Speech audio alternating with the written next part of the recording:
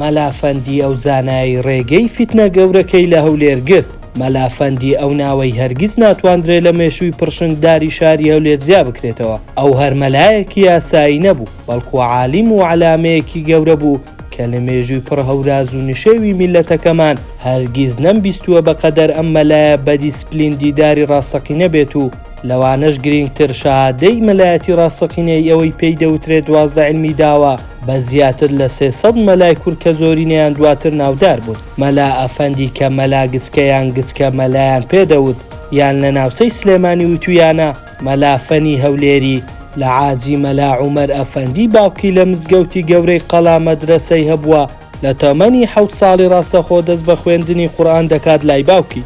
پێش ئەوەی ببێتە 10 ساڵان هەموو قورئان بە تەجویدەوە لەبەر دەکات و دواتر دەست دەداتە وانەکانی دیکەی فەقێیەتی کە سەرەتا بریتی بوون لە نەحو و سەرف و وانەکانی دیکەی زمانی عەرەبی و زۆر بە خێرایی. پێش هاوتەمەنەکانی هەموو زانستەکان تەواو دەکات لە تەمەنی 20 ساڵیدا. ئیجازەی مەلایەتی لە دەستی باوکی وەردەگرێ و لە تەمەنی 30 ساڵیدا وەک ئوستادێکی مەزن لە هەولێر و هەموو عێراق ناوی دەرکردووە. دەژێرنەوە خەڵک ئەوەندەیان پێسەیر بووە گەنجێک بەو شێوەیە زیرەک بووە بۆیە کاتێک ساڵی 1992 باوکی کۆچی دوایی دەکات دەبێتە جێنشینی باوکی و ناوبانگەکەی لەویش تێپەڕ دەکات و هەموو سنوورەکان دەبڕێ. مەسعود محەممەدی نووسەر و لێکۆڵەر لە کتێبی گەشتی ژیانم لە لاپەڕە 142دا لەبارەی پێگەی ئەوەوە دەڵێت مەلافەندی لە بنەماڵەیەکی گەورەی کوردی هەولێرە. کاتی خۆی لە دیوی کوردستانی ئێرانەوە هاتوون لە مەلایەتیدا بەرەو ژوور چوو بوو تا پلەی هەر دوایی ئەو کەسە لەلایەن شۆرەتی دنیاییشەوە کەس نەبووە لە کوردستانی خۆمان لەوی تێپەڕاند بێت. ئەو مەدرسەی مەلافەندی هەی بووە ئەوەندە ناوبانگی دەرکردووە جارێکیان کاگ ئەحمەدی شێخ لە سلێمانیەوە نامەیەک بۆ مەلافەندی ڕەوانە دەکات و داوای لێ دەکات کە ئەو دوو تەڵەبەی خەڵکی شاری بانەی ڕۆژهەڵاتی کوردستانن لە مەدرسەکەی خۆیدا قبول بکات. ئەوەش بەڵگەیە لەسەرەوەی کە هەموو کەسێک لەو مەدرسەیەوە نەدەگیرا و مەکانەتێکی گەورەی هەبووە لەو سەردەمەدا. جگە لەمەش بەهۆی پێگایەنیەکەیەوە عوسمانیەکان هەوڵیان داوە لە ژێر ڕکێفی ئەوان دابێت، بەڵام مەلافەندی تەنیا وەک دۆستی لێڕوانیون. تەنانەت لەو فیتنە و ئاژاوە گەورەی لە سەردەمی سوڵتان عەبدولحەمیدی دووەم سوڵتانی عوسمانیەکان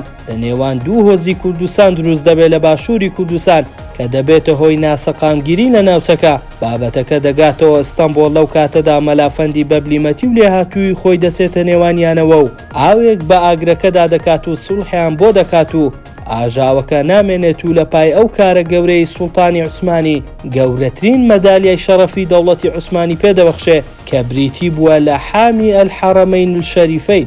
مەلافەندی لە پاڵ دینداریە پاک و ڕاستەقینەکەی ئەستینەتەواتی و کوردایەتی بەهێز بووە و هەرگیز لە هاوکاری و پشتگیریکردنی بزوتنەوەکان درێخی نەکردووە. تەنانەت یەکێک بووە لە دۆستە نزیکەکانی شێخ مەحموودی حەفید و چەندین جار لە باداوەی شاری هەولێر میوانداری کردووە و پشتگیری و هاوکاری شۆڕشەکەی کردووە. بەپێی ئەو پێگەی هەشی بووە هەردەم جێی داڵدەدانی ئەو لاوازانە بوو کە لە پێناو وڵاتدا خەباتیان دەکرد، بە تایبەت گەنجانی پارتی خۆیی بوون دەیانی لە گرتن و ڕاوەدونان پاراستووە.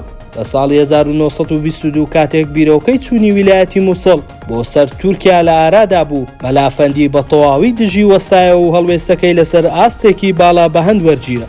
وەک کورد وتەنی مەلافەندی چاکەی بەسەر هەمومانەوە هەبووە. لە ڕووداوێکی دەگمەندا لە کاتی جەنگی جیهانی یەکەم و بەرەو هەرەسێنانی دەوڵەتی عوسمانی هەندێک لە تورک خوازەکان بە بیانووی داکۆکی لە ئاینی ئیسلام لە هەڵوێستێکی چاڕوان نەکراودا بڕیاری هێرش دەدەن بۆ سەر کریستیانەکانی هەولێر کە نیشتەجەی شارۆچکەی عنکاوەن لەو شارە بۆ ئەوەی قەتڵ و عامی مەسیحیەکان بکەن بە بیانووی تۆڵەکردنەوە لە ئینگلیزەکان کە برسیتیان بە عوسمانیەکان بڕی بوو. لەو کاتەدا مەلافەندی لە کۆشکەکەی خۆی بووە لە باداوە لە هەولێر کە دەبیستێ هێزی عوسمانیەکان وا لە دەواازەی عنکاوەن بەپەلە بە ئۆتۆمبیلەکەی کە یەکەم ئۆتۆمبیل بووە لە مێژووی شاری هەولێر ڕێگا دەکتێت و بەرەو عنکاوە دەڕوا کە بۆ ئەو سەردەمە دوور بووە کە دەگاتە ئەوێ ڕوو لە هێزەکان و چەکدارە موسڵمانەکان بەگشتی دەکات و دەڵێت ئەوەی دژی ئەوانە بجەنگێ ئەوە دژی من جەنگیوە.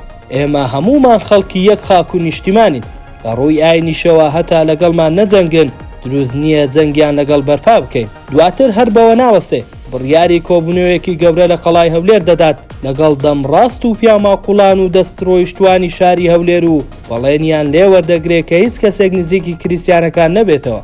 هەرکەس لە بەڵێنەکەشی دەربچێ کەواتە دژایەتی ئەوەی کردووە بەم شێوەیە مەلافەندی ڕێگری لە گەورەترین قەتڵ و عامی مەسیحیەکان کرد کە ئەگەر ئەو نەبووە لە شاری هەولێر ڕووی دەدا و بۆ هەتا دەبووە لە کەیەکی شەرمەزاری. ئەمە جگەلەوەی مەلیک فەیسەلی یەکەم سەردانی هەماڵەکەی کردووە لە هەولێر و مەلیک غازی و دەیان وەزیر و ڕاوێژکاری ئەو سەردەمەی حکوومەتی عێراق مەلافەندیان بە نوێنەر و دەمڕاستی کوردستان داناوە. لە کتێبی چیمدی ئەحمەد خواجە کە یەکێک بووە لە یاوەرانی شێخ مەحموودی حەفید و شۆڕشەکانی لە یاداشتەکانی خۆی لەبارەی پێگەی مەلافەندی لە پشتیوانیکردنی بزوتنەوەی لاوان و خوێندەوارانەوە دەڵێت مەلافەندی پشتیوانی تێکۆشانی لاوانی دەکرد و من و ڕەشید موفتی و ئاسەف ڕەئوفی و هەوڵێکی زۆرماندا بۆ خوێندن بە کوردی و دەرخستنی هەولێر وەک شارێکی گەورەی کوردستان.